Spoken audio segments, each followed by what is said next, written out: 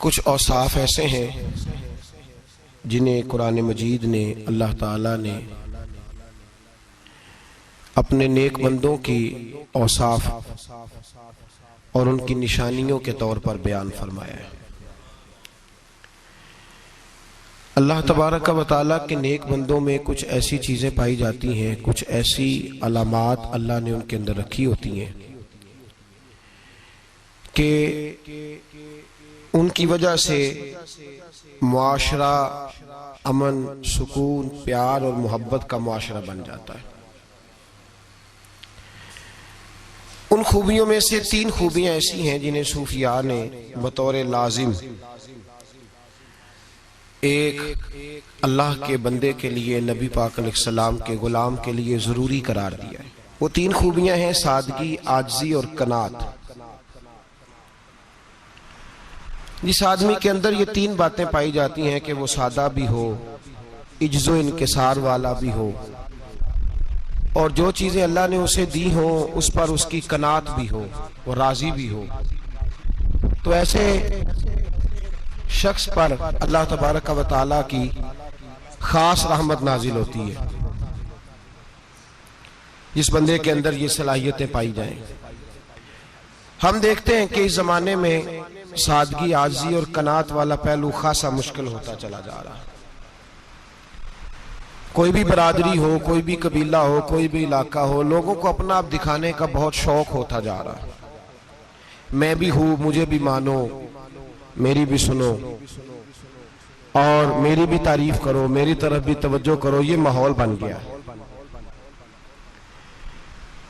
अगर आप सादगी वाले नहीं होंगे तो फिर आपने कुछ चीजें उधार की ओढ़ी होंगी जो असल नहीं। सादगी जो होती है वो असल होती है, असल रूप होता है आदमी का। अगर आपके अंदर सादगी नहीं होगी तो फिर आपने कुछ चीजें ऐसी अपने ऊपर लागू कर रखी होंगी जो आपका असल नहीं। तो जब आदमी असल से हटता है तो बेसुकून होता है। अल्लाह तबारक व तआला ने मुंह में दांत बनाए हैं तो ये असल है। इनके अंदर धागे के बराबर भी कोई चीज चली जाए तो वो बेचैन कर देती है, क्योंकि वो असल नहीं होती। तो जब आप सादगी में रहेंगे तो असल जगह पे रहेंगे, असल जगह पे, फिर आप तकलीफ में मुब्तला नहीं होंगे। आजिज़ी का मतलब ये होता है कि आप अल्लाह के किसी बंदे को हकीर ना समझें, छोटा ना समझें, जलील ना समझें।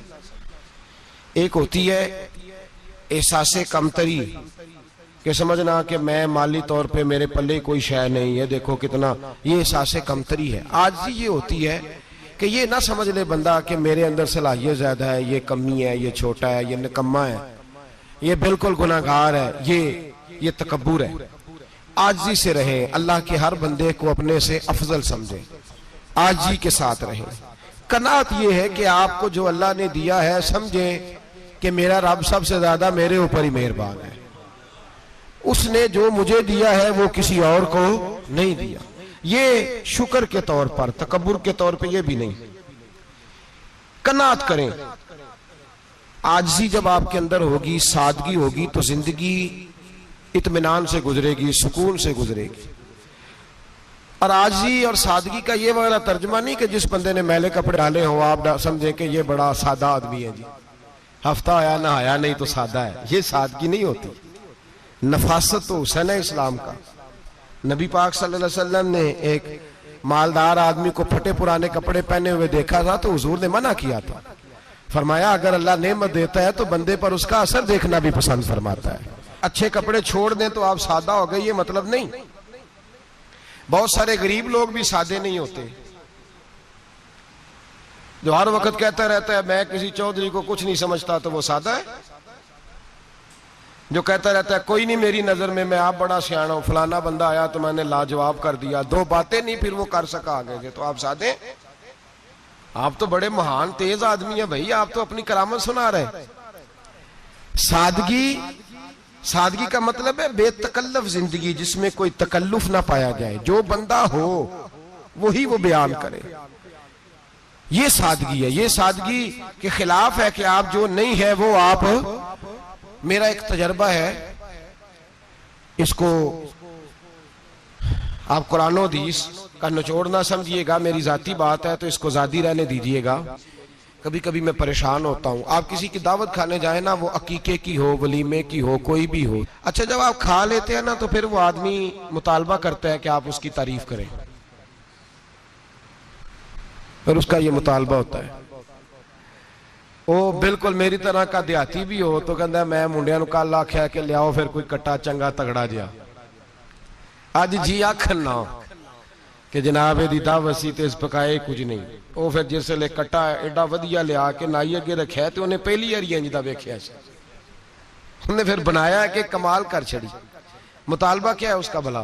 तुहानू आखे कि जिंज दी तुसां रोटी पकाई मैं कदे नहीं खादी। ये हर आदमी का मुतालबा, हर आदमी। जनाब मैं सवेरे गया हूं तो ताजी सब्जी स्पेशल आपके लिए मैं लेके आया हूं, और ये वो वाली लाया हूं जो मिलती नहीं थी पूरी दुनिया से, सिर्फ मुझे मिली है। तो ये आजिज़ी नहीं, ये सादगी नहीं, ये बनावट है। ये मैं अमीर गरीब, ये सारे लोग ये काम करते हैं, सारे। जो हम नहीं वो हम बन के दिखाते हैं, जो हम हैं नहीं वो हम बनते हैं। उसका नुकसान ये होता है कि जब वो चीज जो असल नहीं होती वो आती है तो तकलीफ देती है। नबी पाक अलैहिस्सलाम की जिंदगी सादी थी। किस तरह की सादी थी? दो जुमले, हजरत अब्दुल्ला इब्ने अब्बास के दो जुमले और बात खत्म कर दी। फरमाते हैं मेरे रसूल पाक अलैहिस्सलाम की जिंदगी सादी थी। ये कैसी सादी थी? फरमाते हैं जो मिलता था हुजूर पहन लेते थे, जो सामने आता था खा लेते थे। कोई तकल्लुफ नहीं कि मैंने ये नहीं खाना, ये खाना है, ये नहीं लेना, ये लेना है। ये मिजाज नहीं, तबीयत नहीं। हमारी तो पसंद नापसंद होती है ना। हुजूर को कद्दू ज्यादा पसंद था, ये तो आपको हदीस में मिलेगा, ये तो मिलेगा। लेकिन ये नहीं मिलेगा कि नबी पाक सल्लल्लाहु अलैहि वसल्लम को गंदम नापसंद थी, ये नहीं मिलेगा। आपको ये तो मिलेगा कि रसूल पाक को दूध ज्यादा पसंद था, ये नहीं मिलेगा कि सादा पानी नापसंद था। ये तो आपको मिलेगा कि नबी करीम सैयद आलम सल्लल्लाहु अलैहि वसल्लम जमीर पर सोने को पसंद करते थे। ये नहीं मिलेगा कि चारपाई पर सोने को नापसंद करते थे।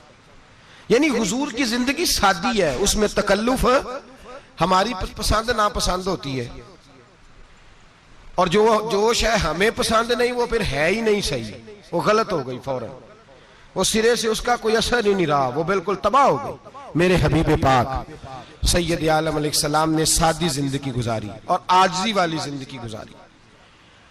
हम लोग आजिज नहीं होते, आजिज नहीं हो। अगर हम लोग आजिज हो जाए तो लड़ाइयां खत्म हो जाए। हर खानदान में हर घर में लड़ाई है, इसका मतलब है कि आजिज़ी, जहां आजिज़ी होती है वहां लड़ाई नहीं होती, झगड़ा नहीं होता। हमारा भाई से, भतीजे से, भांजे से, बीवी से, ससुराल वालों से, रिश्तेदारों से, भाइयों से अगर इख्तलाफ चल रहा है और हर जगह चल रहा है तो सारी जगह तो गलतियां नहीं ना पाई जाती, कहीं हमारी भी गलती होती है। तो ये जो इख्तलाफ चल रहे हैं और सुलह नहीं हो रही, इसकी वजह यह है कि हमारे अंदर आजिज़ी इनकिसारी हो, तो फिर तो झगड़ा ही कोई नहीं। मेरे नबी पाक अलैहिस्सलाम की जिंदगी में आजिज़ी है, इनकिसारी है। इसलिए हुजूर ने कभी लंबी चौड़ी बातें नहीं सुनाई। सहाबा कहते हैं नबी पाक अलैहिस्सलाम तकरीर छोटी करते थे, नमाज लंबी पढ़ते थे। तकरीर, नमाज, हमारी बातें लंबी और नमाजें अल्लाह अकबर, उल्ट बिल्कुल सिलसिला। नबी पाक अलैहिस्सलाम ने सादगी, आजिज़ी को अपनाया। बहुत गरीब आदमी, बड़ा माड़ा बंदा जो 100 रुपया दिहाड़ी लेता है, और बाहर जब वो दिहाड़ी करने गया है तो वो शाम को जब उसने ना समेटा है ना वो सीमेंट और रेत और वो सारी चीजें, तो वहां वो झाड़ू फेर के आया है। फेरते हैं ना नहीं मजदूर झाड़ू, ये काम वो करने को तैयार है, पर अपने घर में आके झाड़ू देने को तैयार नहीं वो, इसलिए कि ये उसकी मर्दानगी के खिलाफ है। बाहर जब वो गया है, किसी होटल में काम कर रहा है, टाई पैंट कोट पहन के वो बड़ा अच्छा, वहां अगर उसको बर्तन धोने पड़े तो धो लिए, बल्कि अगर नाराज ना हो जाए बाहर रहने वाले साथी तो ढेरों लोग बाहर जाके होटलों में बर्तन मांजते हैं, लेकिन वहां उनके रोब को, उनके नाम को कोई धब्बा लगता, लेकिन घर के अंदर जिस बर्तन में उन्होंने खुद रोटी खाई है, अगर उनको ये कह दिया जाए ना कि ये धो लो, तो फिर तो तलाक तक नौबत आ जाती, फिर तो मसला खराब है। फिर तो हो सकता है कि बीवी की अम्मा की भी खैर ना हो, तुझे उसने सिखाया ही कुछ नहीं, मुझे ही तूने कह दिया उठ जा। ये हमारा हाल है, और है हम सारे आजिज मिस्कीन, है हम सारे माड़े गरीब, ये सारा अपनी जगह तय। लेकिन जहां डटना है, बल्कि यूं समझ लें कि जहां रोब ना चला वहां मिस्कीन हो गए, और जहां चल गया अब बादशाह हो गए। मेरे रसूल पाक सैयद आलम अलैहिस्सलाम का उसवा नूर सुनो, सैयदा तैयबा ताहिरा हजरत आयशा सिद्दीका रदी अल्लाह ताला अन्हा फरमाती हैं, हुजूर घर में आते, अगर घर के अंदर झाड़ू देने वाला है तो मुस्तफा ने उठा के काम करना शुरू कर दिया है। ये मामूली बात नहीं। अगर हजरत फातिमा ज़हरा की चक्की पीसने के लिए फरिश्ते आ सकते हैं, तो रसूल पाक के घर का काम करने के लिए भी आ सकते हैं, आ सकते हैं। लेकिन मेरे नबी पाक सल्लल्लाहु अलैहि वसल्लम घर में अपने कपड़े धो लेते, फट जाते तो हुजूर सी लेते। यहां तक कि हजरत आयशा फरमाती है, एक दिन हुजूर ने कहा खाना पकाओ, तो मैंने कहा कनीज आटा गूंद रही है। नबी पाक ने मालूमात की तो पता चला कि वो कनीज तो जा चुकी, बीमार थी। फरमाती है हुजूर ने अपने दस्ते मुबारक से आटा गूंदा, नबी पाक ने गूंदा, नबी पाक ने। लगे जो मजदूर शाह ऐसा, न धुन न दौलत सरबराह ऐसा, अर्श नशी का जमी पे घर है, मेरा पैगंबर अजीम तर है। नबी पाक ने आटा गूंदा, और आटा गूंद के फरमाया आयशा आओ रोटी पका दो, मैंने आटा गूंद दिया है। ओ भाई मैं बहुत बड़ा नवाब हूं मैं आजिज मिस्कीन, लोगों की मैं कमियां कोताहियां सुनाता हूं, लेकिन अगर जरा सा भी हाथ हिलाना पड़े तो उस वक्त ना जहां रोब चलता है वहां तो चलाना चाहिए ना। जितना हमारा दबदबा बनता है, आजिज़ी इनकिसारी, ये इंसान को संवारती है, ये उसको सुकून देती है, ये उसके अंदर पैदा करती है वो चीज जो उसे अल्लाह के करीब करती है। अगर आप बड़े हैं तो फिर आप बड़े ही रह जाएंगे, बन कुछ नहीं सकेंगे। अगर आप में तकब्बुर है तो फिर अना का बुत कायम हो जाएगा, बन कुछ नहीं सकेंगे आप। हर आदमी को अपना आप दिखाने का शौक है, बनाने का शौक है, शोहरत, नाम बरी, अपने आप को जाहिर करना, बताना। 1,44,000 सहाबा थे मेरे रसूल पाक के, सारे कहिए सल्लल्लाहु अलैहि वसल्लम। जब हुजूर का नाम सुने तो दरूद पाक पढ़ा करें, सल्लल्लाहु ताला अलैहि वसल्लम। 1,44,000 सहाबा थे, काम कर गए, किसी ने नाम नहीं बनाया, काम किया। शायद चंद 100 के नाम किताबों में मिलते हो, बाकियों ने काम किया, नाम पर तवज्जो ही नहीं। और कुछ ऐसे भी थे जो आए नहीं, बात मानी है मेरे नबी पाक की, हजरत वैसे करनी रदी अल्लाह, तशरीफ नहीं लाए, घर रह के भी हुजूर की बात मानी है। माँ की खिदमत करो, नहीं आए, खिदमत करी, तशरीफ नहीं लाए, घर रह के बात मानी।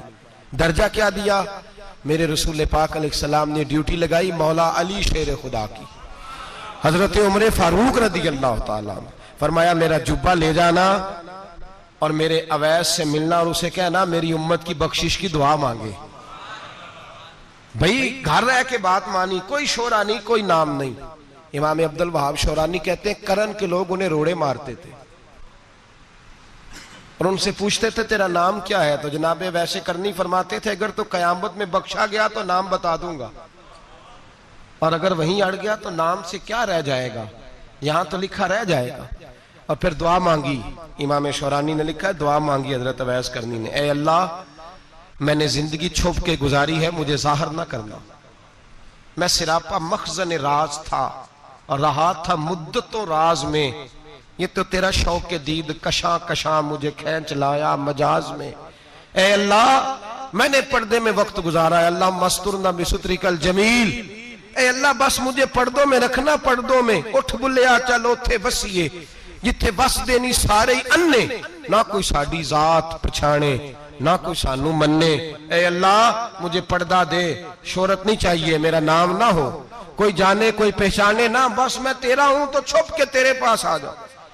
इमाम फरमाते अल्लाह 70,000 फरिश्ते कयामत के दिन हजरत वैसे करनी की शक्ल के पैदा करेगा और उन फरिश्तों के अंदर छुपा के जनाबे अवैस को अपनी और अपने महबूब की बारगाह तक ले जाएगा, चूंकि वो छुपे रहे, जरूरत नहीं, मैं सिरापा मखजन राज था, मैं तो रहा था मुद्दतों राज में, ये तो तेरा शौक के दीद कशा कशा मुझे खींच लाया मजाज में, शौक नहीं। मुझे भी पूछ लो, मेरा भी नाम ले लो।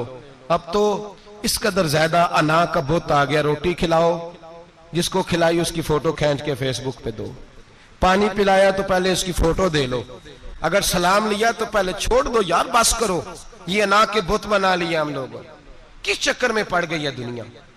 एक गरीब को 2, 4, 5 रुपए क्या दे दिए, एक आटे का थैले का दे दिया, 4 अखबारों में खबर दे दी, ये आजी है, ये तरीका है।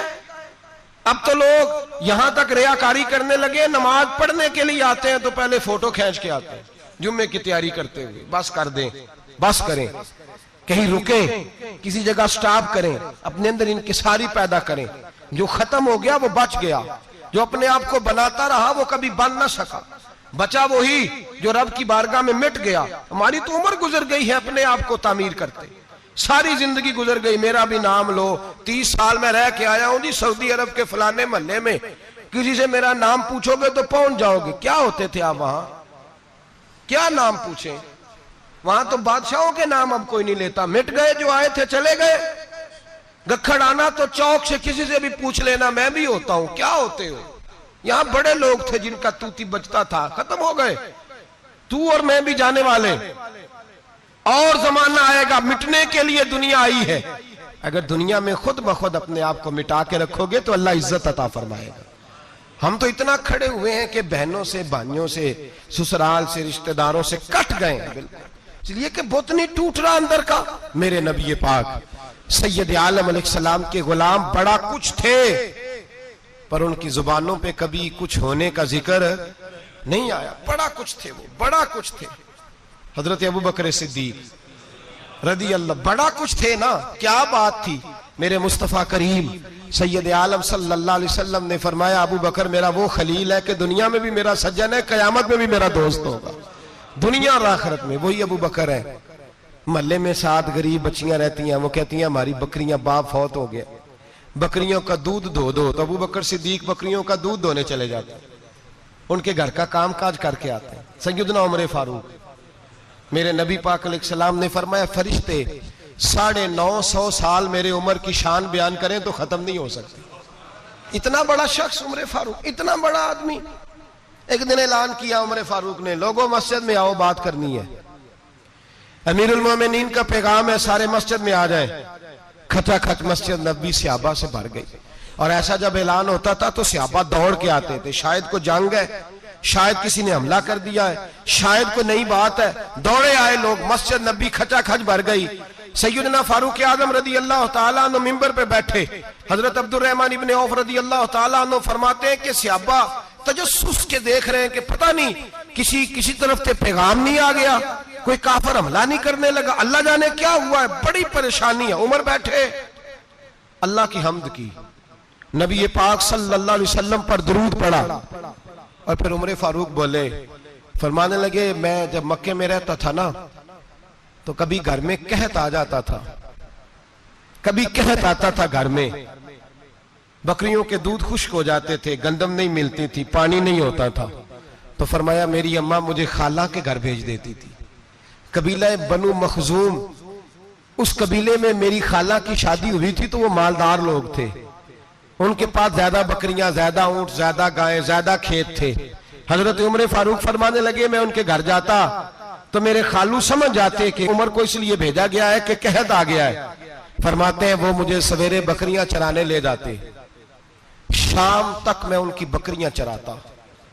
अमीरुल मोमिनीन उमर, एक तरफ मसला यह है कि कैसर और किसरा की दीवारें हिल रही हैं उमर के नारों से, और इधर उमर मिंबर पे बैठ के खुतबे दे रहे हैं। फरमाते हैं मैं बकरियां चराता, शाम तक खाला के घर जाके मजदूरी करता, और फरमाते हैं शाम होती तो एक मुट्ठी किशमिश मुझे देते वो।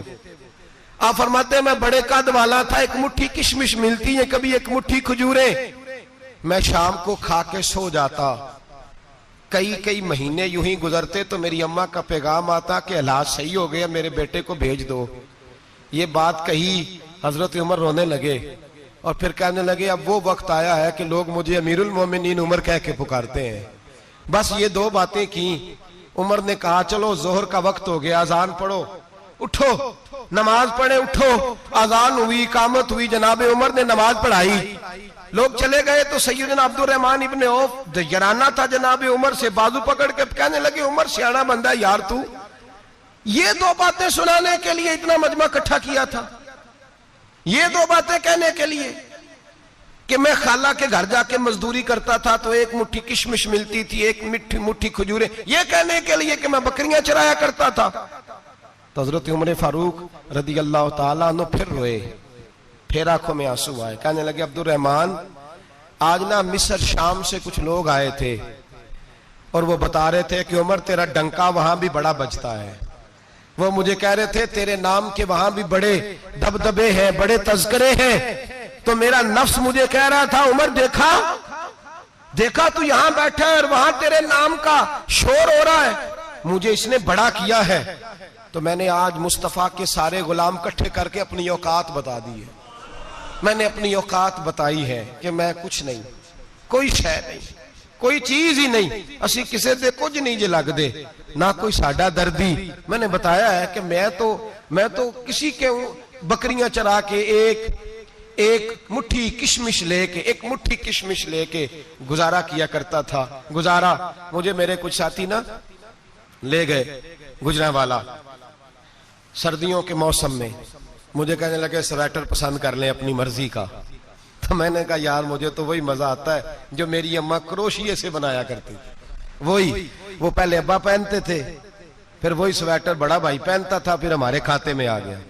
और फिर उसकी तारीफें होती थी गुर्बत छुपाने के लिए, उसकी तारीफें होती थी, बड़ी मेहनत से बना है जी, क्या बात है, बड़ा गर्म है, तो अब छोटे भाई को दे दिया जाए। हमने कहा वही जमाना देखा है, वही रंग देखा हुआ है और उस पर फख्र है। अब तो लोग जब कुछ हो जाता है ना, दो चार लोग जानने लगते हैं तो लोग फटाफट दावा कर देते हैं खानदानी रईस आजम हूं, बड़ी बात है। ऐसी कोई बात नहीं, जिसको अपना आप याद रहता है उसे खुदा भी याद रहता है, जिसे अपना आप याद रहता है उसे रसूलुल्लाह भी याद रहते हैं, जिसे अपना आप याद रहता है उसकी नजर में दूसरे लोग भी कुछ होते हैं, मैं उम्रे के लिए हज के लिए जाता रहता हूँ, रब मुझे अपने फजल से बुला लेता है। तो मैं एयरपोर्ट से नीचे उतरा तो एक साहब मेरे जानने वाले थे, दौड़ के आए और मुझे कहने लगे क्या बात है, सुना है इस दफा आप सऊदी एयरलाइन से आए, सीधा मदीना शरीफ आए, क्या बात है आपकी। और मैंने कहा साहब छोड़ दें, मैं भी जब पहली दफा आया था तो मैं भी बड़ा घूर घूर के एयरपोर्ट देखता था, मैंने कभी देखा जो नहीं था, मैं बड़ा घूर घूर के देखता था, कोई ऐसी बात नहीं है, ये निजाम कुदरत है, बादशाह के फैसले हैं, वो जब चाहता है जिस तरह के चाहता है फैसले फरमा लेता है, तो ये उसके फैसलों की बात है।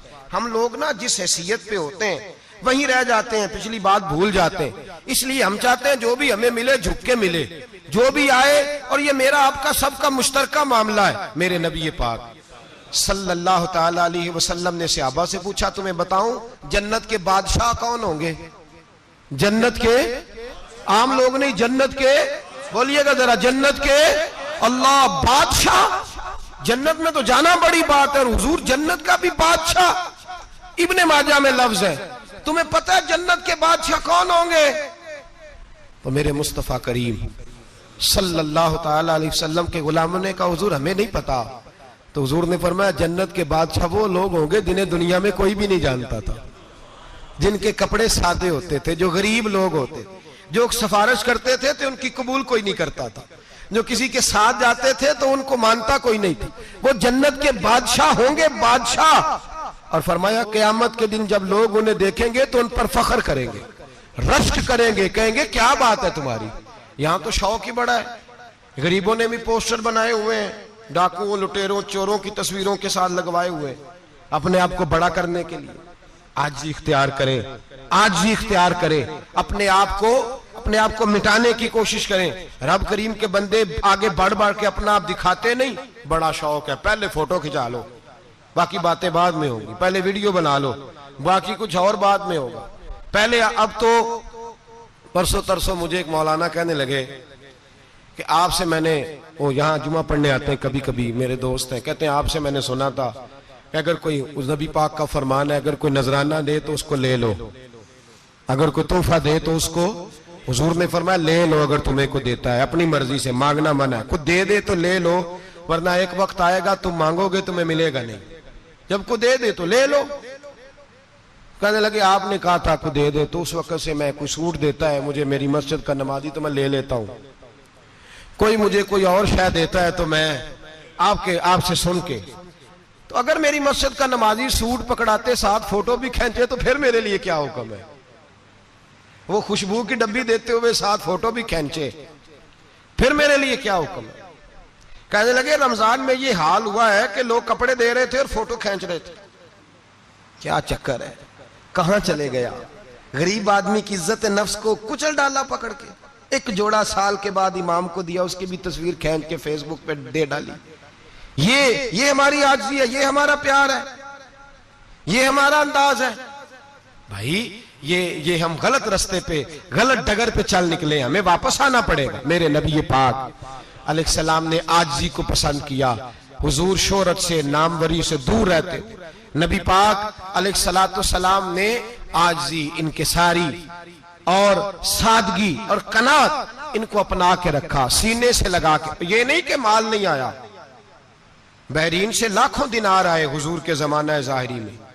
तबूक के बाद फतुहात हुई तो लाखों दिनार आए, लेकिन हजरत आयशा कहती है हमारे घर में 4 दिन के बाद ही रोटी पकी है, हमने एक वक्त ही खाना खाया। लाखों रुपया आया है, पर हमारे घर के अंदर जो खाना आया है वो सिरका ही आया है। हमने रात अगर रोटी बच गई है तो सवेरे उठ के रात वाली खाई है। हमारे घर के अंदर वही हालात रहे, इसलिए कि मेरे नबी पाक अलैहिस्सलाम ने फरमाया मैं तुम्हारी दुनिया से हासिल करने नहीं आया, मैं तो मुसाफिर की तरह वक्त गुजारने आया। हम ज्यादा के चक्कर में निकले तो बड़ा कुछ कुचल के आ गए। बड़ा कुछ आजिज़ी जब पैदा होती है, इनकिसारी जब पैदा होती है, जब तवाज़ो आती है, फिर इंसान बनता है, फिर वो समझता है, फिर उसके अंदर तब्दीली आती है, फिर वो। और बुजुर्ग फरमाते हैं आजिज़ी वाले को नमाज में भी लज्जत आती है। वरना तो किसी ने पूछा था, एक शायर इस्लामाबाद में रहते थे, तो उनसे किसी ने पूछा कि आपका शहर किस तरह का है? उन्होंने कहा मेरा उस शहर अदावत में बसेरा है जहां लोग सजदों में भी लोगों का बुरा सोचते हैं। मेरा उस शहर अदावत में बसेरा है जहां लोग सजदों में भी लोगों का, नमाज पढ़ते हुए कहते हैं देखो कितनी बू आ रही है इससे, कपड़े नहीं बदल के आया, नमाज पढ़ते हुए भी साथ वाले के बारे में बुरा सोच रहे। जब आजी सैयद अहमद कबीर रिफाई रहमतुल्लाह ताला अलैह, ये सिलसिला रिफाइया के शेख हैं, आला हजरत रहमतुल्लाह अलैह ने इनकी बड़ी तारीफ लिखी है फतावा रज़विया में। मिस्र के अंदर सिलसिला रिफाइया और शाज़िलिया, बहुत सारे लोग इस सिलसिले में मुरीद हैं। सैयद अहमद कबीर रिफाई इतने बड़े सूफी थे कि मेरे मुस्तफ़ा करीम सल्लल्लाहु अलैहि वसल्लम के रोजे पर हाजिरी देने गए।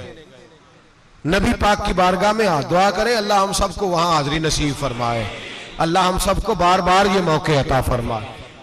सैयद अहमद कबीर रिफाई हाजिरी देने गए तो जब नबी पाक के गुम्बद पे पहुंचे तो कहने लगे या रसूलल्लाह मैं कब्र देखने नहीं आया, मैं तो दीदार करने आया। हुजूर ये तो ज़ियारत में करता रहता था, दीदार करने आया। ये कह के रोने लगे। इतनी देर रोए कि मेरे मुस्तफ़ा करीम ने अपना दस्ते मुबारक कब्र से बाहर निकाल दिया, हाथ मुबारक बाहर आया, 10,000 लोगों ने देखा। कितने लोगों ने? अब यहां भी लोगों को शक होगा जी कैसे बाहर आया, तो बुखारी सुना देता हूं, मसला जरा हल हो जाए। मस्जिद नबी की तामीर हो रही थी, तामीर तो कहते हैं कि दीवार नहीं, तामीर करते वक्त ना एक दीवार गिरी, ये बुखारी के लफ्ज है। दीवार गिरी तो एक पैर बाहर आ गया, पैर को देखा तो कहते हैं हाथ रखते थे तो उसमें बिल्कुल ऐसे था जैसे खून साइडों पे हो गया, बिल्कुल जिंदा। शोर हो गया कि ये नबी पाक का कदम मुबारक है, हुजूर का। बहुत सारे लोग इकट्ठे हुए, उलमा को बुलाया, पैर देखा तो कहने लगे नबी पाक का नहीं, ये तो सैयदना फारूक आजम का है। जब ये कहा ना फारूक आजम का है तो फिर एक शोर उठा कि ये हाल है उनके गुलामों का तो सरकार का आलम क्या होगा। ये हाल है उनके गुलामों का तो फिर सरकार का आलम। ये बुखारी है। तो जिंदा है वल्लाह, तो जिंदा है वल्लाह, मेरी चश्मे आलम से छुप जाने वाला। सैयद अहमद कबीर रिफाई इतने बड़े, नबी पाक सल्लल्लाहु अलैहि वसल्लम ने दस्ते मुबारक बाहर निकाला, 10,000 लोगों ने देखा। किसी ने हजरत सैयद अहमद कबीर रिफाई से पूछा कि बाबा इतना बड़ा दर्जा, इतना बड़ा मकाम कैसे मिला? तो बाबा जी कहने लगे जिंदगी में कभी किसी को हकीर नहीं समझा, किसी को कभी हकीर, कभी किसी को अपने से कमतर नहीं समझा। तो अल्लाह ने देखे ना, अगर आप नहीं समझेंगे तो उसके लिए भी आपको उन्वान मिल जाएंगे, और अगर समझना है अपने आप को बड़ा तो उसके लिए भी मौके मिल जाते हैं। हजरत शफीक बल्खी बहुत बड़े सूफी बुजुर्ग हुए, पर नौजवान थे, जवानी में ही अल्लाह ने बड़ा मर्तबा दिया। हजरत अब्दुल्ला बिन मुबारक बूढ़े थे, दोनों एक महफिल में इकट्ठे हुए। अब बगदाद सारा मानने वाला था और दोनों का मानने वाला था। आखिर में दुआ बुजुर्ग कराया करते थे महफिल के इख्तिताम पर। हजरत शफीक बल्खी जनाब अब्दुल्ला बिन मुबारक से कहने लगे, आप दुआ करें, आप दुआ करें, आप बुजुर्ग हैं। अब जिसने जो मानना है उसे उसके लिए उन्वान भी मिल जाएगा।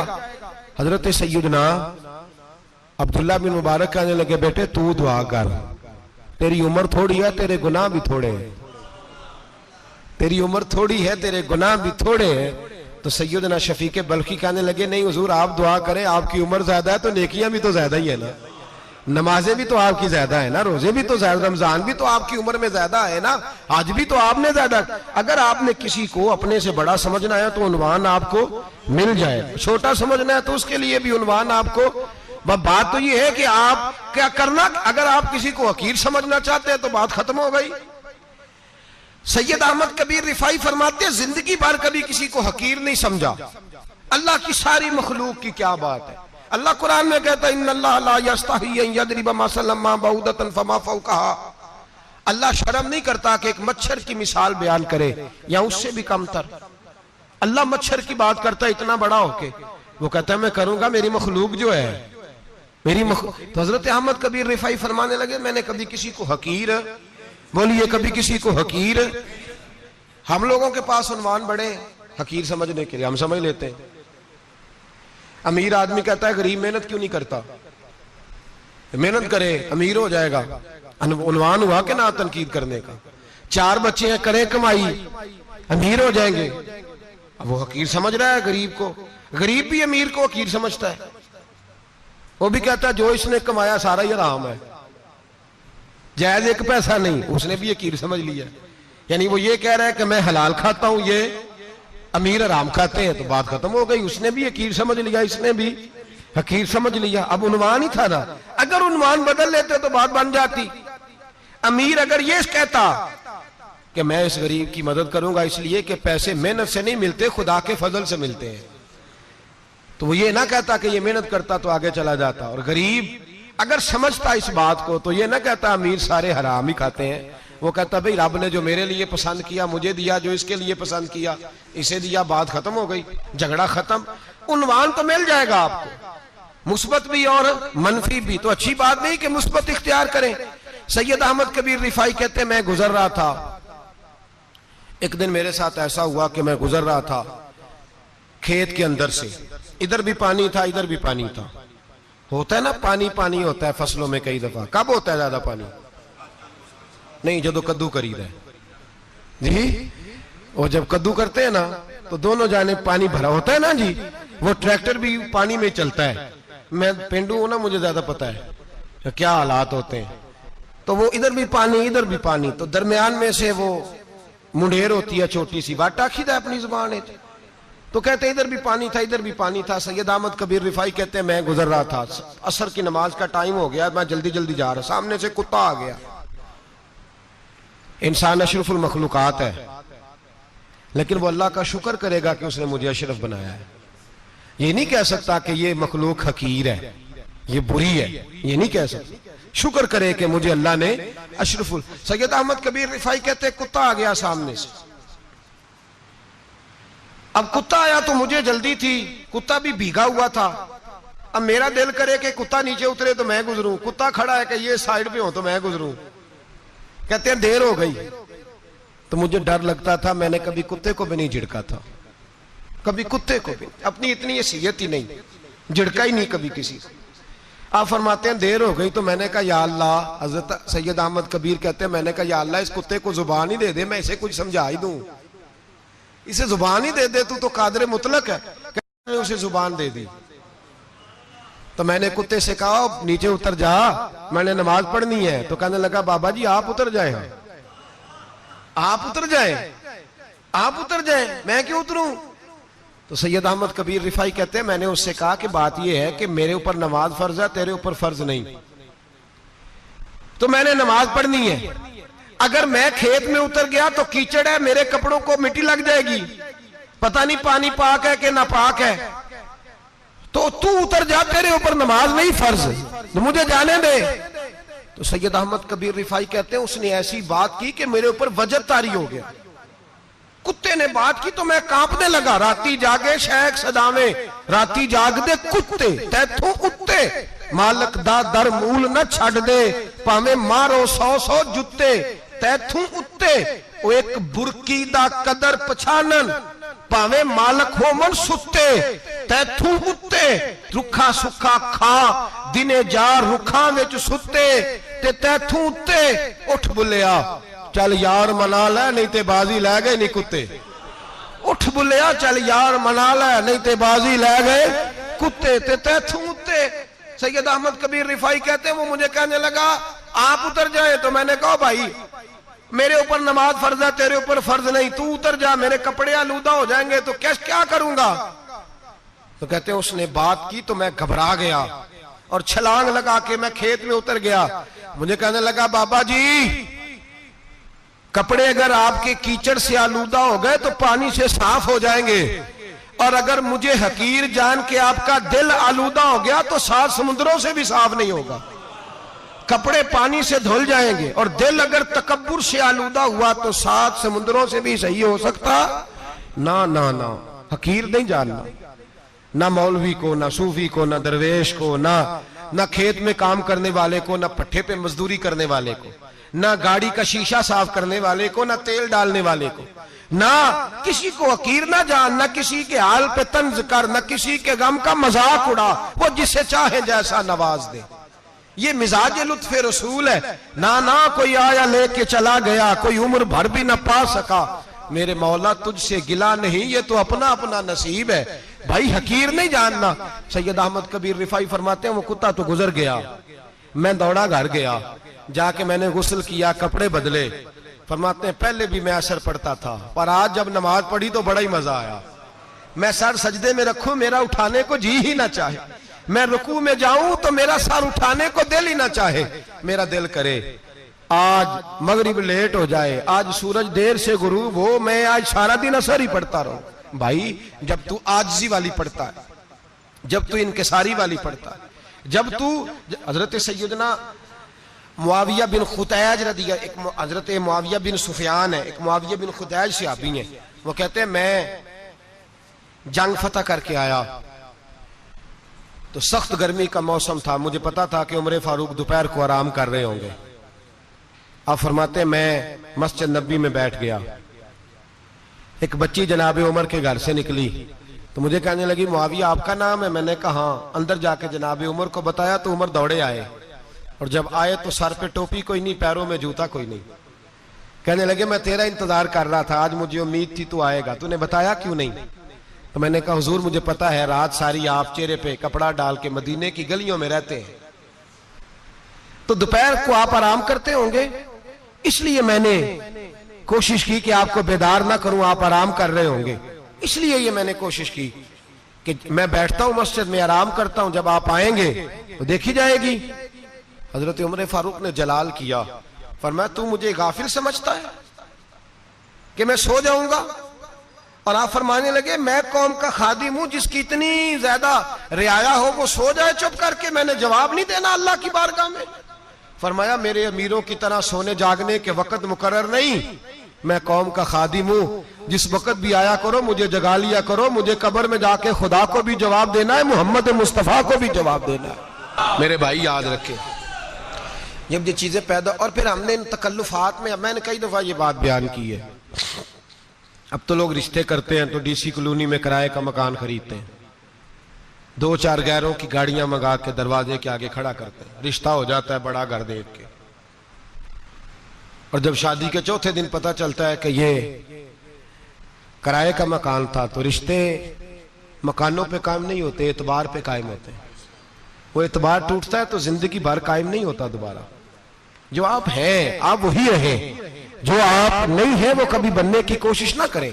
और मेरे अजीज ये भी याद रखें आजिज़ी आपको सवार देगी, और वैसे भी हम अल्लाह के हुजूर जाने वाले हैं, अगर पर्दों में छुप के चले जाएंगे तो बच जाएंगे, और अगर हम अपना आप दिखाते ही रहें, सारी जिंदगी इसी चक्कर में रहें कि मुझे भी पूछो, मुझसे भी मुशावरत करो, मेरी भी बात सुनो, तो ये अना की दौड़ तो खत्म ही नहीं होती। हिर्स सिर्फ पैसे की नहीं होती, हिर्स हवस शोहरत की भी होती है। और नबी पाक सल्लल्लाहु अलैहि वसल्लम ने इसको भी बयान फरमाया है कि ये जो तेरे अंदर चीज पैदा होती है ना, मैं जाना जाऊं पहचाना जाऊं, इससे भी अपने आप को बचा। सहाबा के बाद जिस शख्स की खिलाफत सबसे मजबूत हुई वो हजरत उमर बिन अब्दुल अजीज थे। इतनी बेहतरीन खिलाफत की कि लोगों को हजरत उमर का जमाना याद आ गया। हजरत उमर बिन अब्दुल अजीज, इराक में रहने वाली एक औरत थी। उस औरत का खामद फौत हो गया तो 5 बच्चियां यतीम थी। वो इराक से चली और जनाब उमर बिन अब्दुल अजीज के पास आई कि आप मेरी बच्चियों का वजीफा लगा दें। वो कहती है जब मैं पहुंची ना, यहां तो अब तो इस्तकबाल, आना जाना बड़े मामलात है। अब तो बच्ची की बारात आए और 5, 7, 10, 20 लोग दरवाजे पे खड़े ना हो तो बारात नाराज हो जाती है, कहते हमारा इस्तकबाल ही किसी ने नहीं किया। तो इस्तकबाल तो अब इस तरह है जिस तरह नशा नहीं होता, ये इस्तकबाल की हालत है, अमीरों से लेके गरीबों तक। मुझे पूछा ही नहीं किसी ने, कुर्सी नहीं दी, आगे नहीं बिठाया, ये वाला मामला है। और मेरी तरह के लोग, नेक लोगों की बात नहीं करता। अब तो हम देखते हैं फुला मौलाना का इस्तकबाल हो रहा है, फुला के लिए लोग खड़े हो रहे हैं, नारे लग रहे हैं। और अब तो मैं देखता हूं ऐसे ऐसे हाथ लहराते हैं सूफी और दरवेश कहलाने वाले, जैसे सियासी लीडर लहराया करते थे। ये क्या तरीका हुआ? ये कौन सा तर्ज जिंदगी? मेरे नबी पाक सल्लल्लाहु अलैहि वसल्लम ने फरमाया जो ख्वाहिश करे कि मैं आऊं और लोग खड़े हों वो तो जहन्नमी है, तो दोज़खी है। सारे वही तरीके हम इख्तियार करते जा रहे हैं, वही प्रोटोकॉल है हर जगह। वो लोग जिनके दरवाजे खुले होने चाहिए थे वहां भी हर वक्त के लिए मामला तय हो गए। याद रखें मेरे नबी पाक अलैहिस्सलातु वस्सलाम ने जो तालीमात दी, हजरत उमर बिन अब्दुल अजीज रहमतुल्लाह ताला अलैह। औरत कहती है मैं पहुंच गई, मैंने लोगों से पूछा घर कहां है, तो कहा वो जहां बोरी लटक रही है ना बाहर, टाट का पर्दा लगा हुआ है, वो हजरत उमर बिन अब्दुल अजीज का घर है। कहती है मैं दरवाजे पे दस्तक दी, एक औरत ने दरवाजा खोला तो मुझे बीबी जान के अंदर बुलाया। तो उनके घर के अंदर जब मैं दाखिल हुई तो बड़ा सारा सेन था, एक तानिम कुआं लगा था, एक तरफ एक बड़ा दरख्त था और एक छोटा सा बनाई हुई थी जगह बर्तन धोने के लिए। और बीबी ना बर्तनों को मिट्टी लगा के साबुन लगा के बैठी हुई थी, काम कर रही थी वो औरत। मुझे उसने दरख्त के नीचे बिठाया, पानी पिलाया। कैसे आई हो? मैंने कहा अमीरुल मोमिनीन से मिलना है। कहने लगी बैठो थोड़ी देर में आ जाते। कहती थोड़ी, मैंने समझा घर की कोई मुलाजमा है, मैं बैठ गई। थोड़ी देर गुजरी, फिर दस्तक हुई, उस बीबी ने उठ के दरवाजा खोला। तो जब वो शख्स अंदर आए तो कहने लगी बड़ी देर से बर्तनों को साबुन लगा के बैठी हूं, कहाँ रह गए थे? कहती है वो साहब कहने लगे बस जरा मसरूफ हो गया था, दौड़े गए, कुएं से पानी निकाला, बीबी को दिया, उसने बर्तन धोए। कहती है फिर थोड़ा सा सिरका और एक रात की रोटी वो लाई, उस शख्स ने खाई। मैंने कहा कि ये दोनों घर के मुलाजम हैं, मियां बीवी काम करते हैं। जब वो खाना खा चुके तो वो औरत मेरे पास आई, कहने लगी उठ के मिल लो अमीरुल मोमिनीन से। मैंने कहा कौन अमीरुल मोमिनीन? तो कहने लगी कब से तो आए हैं, ये जिसने कुएं से पानी निकाला यही मुसलमानों का अमीर है, और ये जिसने दरख्त के नीचे बैठ के सिरके से रोटी खाई है यही है। ये फरिश्तों की दास्तान नहीं, ये वो लोग हैं। मैं रात को भी कह रहा था एक जगह पे कि ये लोग जो है ना जिनका आप रोज शिकवा करते हैं हुकूमतें बड़ी खराब हैं, ये कोई नहीं खराब, बिल्कुल खराब नहीं। जितने सियासी लीडर हैं सारे सही हैं। खराब वो लोग हैं जो इन्हें वोट दे के लीडर बनाते हैं, बिल्कुल खराब नहीं। मैं तो इनके हक में होता जा रहा हूं। नाराज हो गए ना आप लोग? अल्लाह करे तुसी हो जाओ तो अगले इलेक्शन च सियाने भी हो जाओ, आमीन तो कह दे। मैंने कोई मशवरा नहीं देना, इसलिए कि मेरी नजर में कोई ऐसा शख्स नहीं जिसके लिए मैं आपसे कह सकूं कि वोट दें। और हम तो ऐसी बात करें तो कई लोग नाराज होकर चले जाते हैं, लेकिन कोई परवाह नहीं, इसलिए कि ये दीन मेरे नबी पाक का दीन सिर्फ मस्जिद का दीन नहीं। इंशाअल्लाह आइंदा जुम्मे नजरिया पाकिस्तान बयान करूंगा और बताऊंगा कि पाकिस्तान का मतलब क्या, ला इलाहा इल्लल्लाह मुहम्मदुर रसूलुल्लाह सल्लल्लाहु अलैहि वसल्लम। हुजूर का जो कुरान नाफज होगा मस्जिद में, वो कुरान कचहरी में भी नाफज होगा इंशाअल्लाह। और वो कुरान नाफज होने आया है, असेंबलियों में वही कुरान नाफज होगा इंशाअल्लाह। और यही चिराग जलेगा तो रोशनी होगी। बयान करेंगे और डट के बयान करेंगे, आपको बताएंगे बस जो बात समझा रहा हूं फिल वक्त वो समझे, मुजरम वो नहीं जो बड़ा बन के लूटता है, मुजरम वो है जो उसको सपोर्ट करता है, जिसने उसे बड़ा बनाया है। ये याद रख लें, हमारी कोई बचत नहीं होगी, हमसे पूछा जाएगा, हम सारे कचहरी में खड़े होंगे, अल्लाह सवाल करेगा कि तुम बताओ तुम इनके मददगार क्यों बने थे, तुम सपोर्ट क्यों करते थे, ये पूछा जाएगा और हमने जवाब देना है। बहरहाल आम दाम बरसरे मतलब जनाब उमर बिन अब्दुल अजीज रहमतुल्लाह अलैह के वो बीबी गई तो कहने लगी कि ये अमीरुल मोमिनीन ने कहा, वो उठ के हाजिर हुई, कहा हुजूर मैं इराक से आई हूं, मेरा खामद फौत हो गया, मेरी 5 बेटियां हैं, वजीफा लगा दे। वो बीबी कहती है मेरा दिल था कि यतीम बच्चियों का 100 दिनार साल का लगा देंगे तो बड़ी बात है। कहती हैं जब मैं उनके पास गई तो हजरत उमर बिन अब्दुल अजीज को बताया तो वो रोने लग गए और मुझसे माफियां मांगने लगे। मैंने कहा हुजूर आप क्यों माफी मांगते हैं? तो कहने लगे इसलिए माफी मांग रहा हूं कि तू मेरी रियाया में थी और तेरी 5 बच्चियां यतीम थी, तुझे खुद चल के आना पड़ा है, मेरा काम था तेरी खबर लेता, माफ कर दे अल्लाह की रिजा के लिए। उन्होंने वजीफा लिखना शुरू किया तो मेरी एक बच्ची का 1000 दिनार साल का लिखा। मैंने कहा अल्लाह तेरा शुक्र है। फिर दूसरी बच्ची का 1000 लिखा तो मैंने कहा अल्लाह तेरा शुक्र है। तीसरी का 1000, चौथी मैंने कहा शुक्र है। जब चौथी का लिखा तो मैंने कहा अल्लाह आपका इकबाल बुलंद करे, अल्लाह आपको हमेशा इसी तरह फलता फूलता रखे। कहते हैं जनाब उमर बिन अब्दुल अजीज ने कलम रख दिया, फरमाने लगे मैं 5वीं का वजीफा नहीं लिखूंगा, 4 बहनों से कहना बांट के इसे भी दे दे। कहा हुजूर क्यों? आप फरमाने लगे जब तक तू अल्लाह का शुक्र अदा कर रही थी मैं भी रब से जुड़ा हुआ था और अल्लाह से डर के लिख रहा था। अब तूने मेरी तारीफ की है, अब मेरी जात आ गई है, अब मैं अगर ये वजीफा लिखूंगा तो इससे अल्लाह राजी नहीं होगा, इससे मेरे नफ्स में रिया पैदा होगी। अब मैं 5वीं का नहीं लिखूंगा, जा और जाके इराक के गवर्नर को दे। बीबी कहती है मैं घोड़े पे बैठी और मैं चंद दिनों के बाद इराक पहुंची। जब सवेरे आके मैंने वालिए इराक को रुका दिया तो वो चीख मार के रोया। मैंने कहा क्या हुआ? तो कहने लगा बीबी आज रात को हजरत उमर बिन अब्दुल अजीज का इंतकाल हो गया, फौत हो गए, तो इंतकाल कर गए। कहती मैं भी तड़प के रोई। मैंने कहा मेरी यतीम बच्चियों का क्या बनेगा? तो वो गवर्नर कहने लगा तेरे वजीफे जारी रहेंगे, तुझे मिलते रहेंगे। तो कहने लगी कैसे? कहने लगा मैं अगर तो गवर्नर रहा तो तेरा वजीफा जारी रहेगा और अगर गवर्नरी से उतर भी गया तो मैं जाती तौर पे मालदार हूं, फिर भी तेरी बच्चियों के माहाना पैसे पहुंचते रहेंगे। मैंने कहा तू क्यों देगा? कहती है वो रो पड़ा। कहने लगा अगर अमीर हजरत उमर बिन अब्दुल अजीज जैसे हो तो फिर अल्लाह गवर्नरों के दिलों में भी रहम डाल दिया करता है, फिर मेरे जैसे लोगों को भी वो बदल देता है। हजरत उमर बिन अब्दुल अजीज घर आए, 3 बेटियां थी, एक को आवाज दी वो आई तो उसने मुंह पे हाथ रखा है, दूसरी को आवाज दी वो आई तो मुंह पे हाथ रखा है, तीसरी को आवाज दी तो मुंह पे हाथ रखा है। आपने अपनी बीवी से कहा कि ये बच्चियां मुंह पे हाथ क्यों तीनों ने रखा हुआ है, क्या बात है? तो बीबी रो पड़ी, कहने लगी 4 दिन हो गए मेरी बेटियां प्याज से रोटी खा रही हैं, 4 दिन हो गए, उनके मुंह से बदबू आती है इसलिए वो आपके सामने आती हैं तो मुंह पे हाथ रख लेती हैं 4 दिनों से। बीबी रो रही है, हजरत उमर जलाल में आ गए। आप फरमाने लगे तू ये रो रही है, तू रोई है, तूने मेरे घर में रह के अल्लाह की नाशुक्री की है, तू शुक्र अदा नहीं करती कि 3 वक्त प्याज और रोटी तुझे घर की 4 दीवारी के अंदर मिल जाता? रो रही है और मैं आ मेरे साथ बाहर निकल, तुझे वो लोग दिखाऊं जो झोपड़ियों में रहते हैं और मांग के खाते हैं, आ तुझे दिखाऊं। इतनी नाशुक्री कि घर के अंदर प्याज पहुंच रहा है, रोटी पहुंच रही है और तू कहती है मेरी बेटियां प्याज से खाती हैं, शुक्र कर फाके नहीं काटने पड़े। फिर अगले लफ्ज कहे तो रो पड़े। फरमाने लगे मैंने तो मुस्तफा के वो हालात भी सुने हैं जिसमें कई दिन बीबी फातिमा ने फाके किए, तू घर के अंदर प्याज पहुंच रहा है, तो अभी भी सादगी, आजिज़ी और कनात नेमत थी इन लोगों की। हमारे यहाँ रोज शिकवा है, किस बात का? गाड़ी कोई नहीं, रोज रोना है, किस बात का? बंगला कोई नहीं, रोज रोना है, किस बात का? बैंक बैलेंस कोई नहीं, 10 जोड़े क्यों नहीं ईद पे आए? और ये सिर्फ औरतों का मसला नहीं, हमारे अंदर भी ये बात बदरजे औला।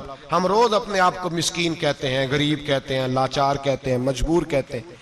कभी देखो वो जो झोंपड़ियों में रहते हैं, कभी पलट के देखो लोगों की तरफ जो पैदा हुए तो आंखें कोई नहीं थी, हाथ कोई नहीं थे, पैर कोई नहीं थे, वो देखो जो पैदा हुए तो सर पे बाप का साया कोई नहीं था।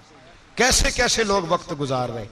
हम रोज आके कहते हैं कारोबार ठंडा हो गया, हालात बड़े खराब हो गए, हम बड़े मजबूर। क्या हो गया साहब?